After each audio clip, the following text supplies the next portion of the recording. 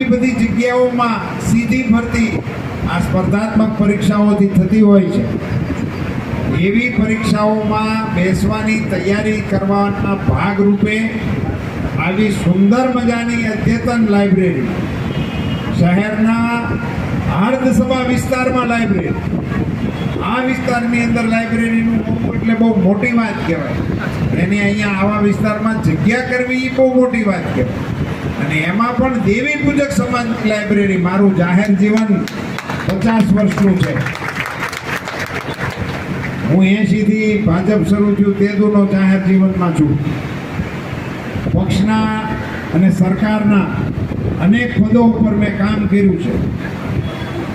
મેં દેવી પૂજક સમાજની લાઇબ્રેરી હોય એવું મેં નથી પાડ્યું, અને કોઈ દેવી પૂજક સમાજની લાઇબ્રેરીમાં જવાનું નથી થયું। મારા જાહેર જીવનનો પહેલો પ્રસંગ।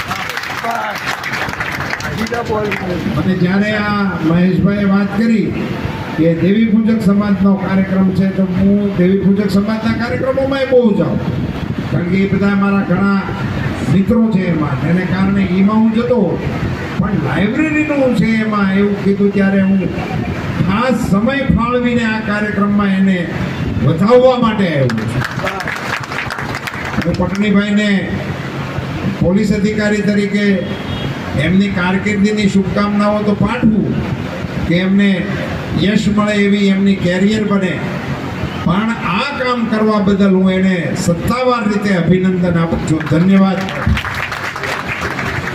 આ એક એવું કામ એમના હાથે થઈ રહ્યું છે જે તમામ અધિકારીઓને પ્રેરણા લેવા જેવું છે। એક અધિકારી જો ઈચ્છા કરે તો કેવા પ્રકારના કામને અંજામ આપી શકે, એનું ઉત્તમ ઉદાહરણ ગુજરાતના પાટનગર કહી શકાય એવા આપણા અમદાવાદની અંદર આ એક લાઇબ્રેરીનું એમણે સર્જન કર્યું।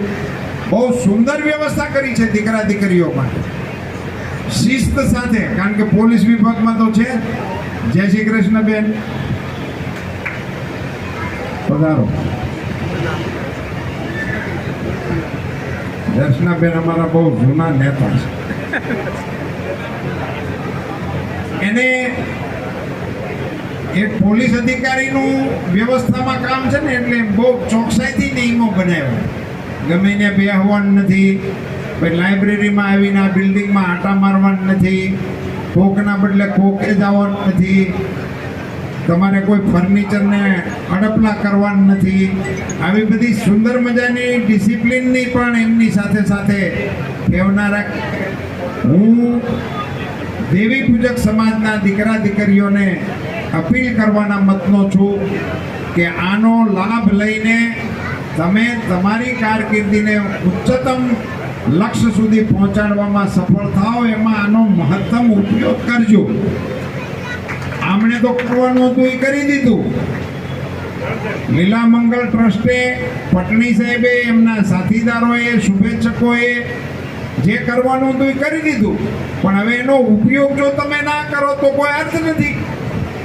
એટલે અહીંયા એવી સ્થિતિ સર્જાવી જોઈએ કે બેસવાની જગ્યા ન મળે, અહીંયા લાઈન લાગવી જોઈએ, આનો મહત્તમ લાભ લેવાવો જોઈએ, અને એના માધ્યમથી આપણા દીકરા દીકરીઓ, આ સમાજના દીકરા દીકરીઓ એ મોદી સાહેબનું વિકસિત ભારતનું જે સ્વપ્ન છે, વિકસિત ભારત બનાવવાનું જે આપણા નરેન્દ્રભાઈ મોદી સાહેબનું ગોલ છે, એમાં દેવી પૂજક સમાજના દીકરા દીકરીઓ પણ ખભો મારે, એવા આગળ આવે, એવી પ્રકારની અહીંથી એના લાભાર્થીઓને હું શુભકામનાઓ પાઠવું છું।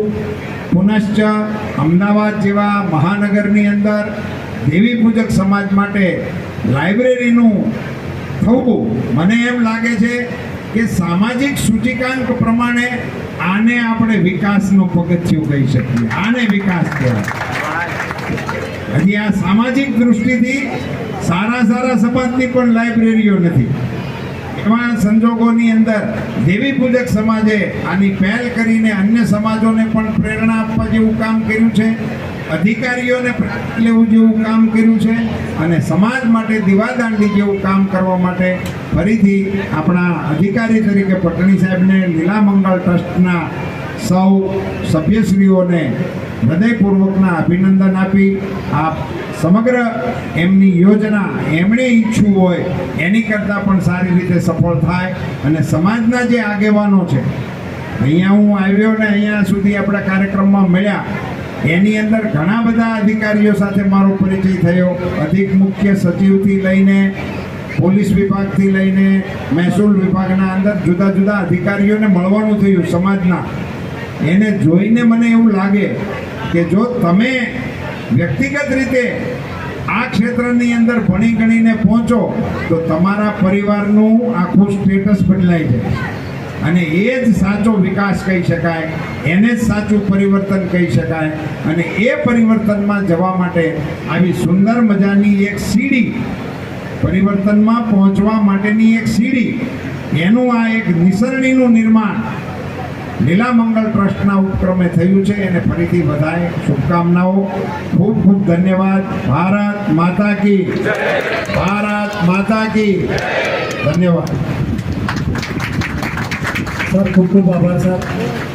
આપના અહીંયા આવવાથી એક સમાજના બાળકો એક મોટિવેશનલ બની ગયું છે અને ઐતિહાસિક દિવસ